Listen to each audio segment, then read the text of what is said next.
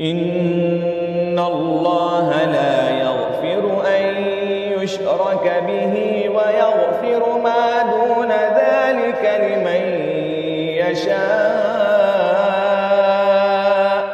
ومن يشرك بالله فقد افترى إثما عظيما.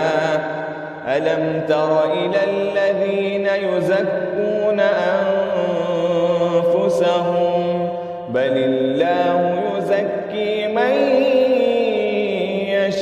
يشاء ولا يظلمون فتيلا. انظر كيف يفترون على الله الكذب وكفى به إثما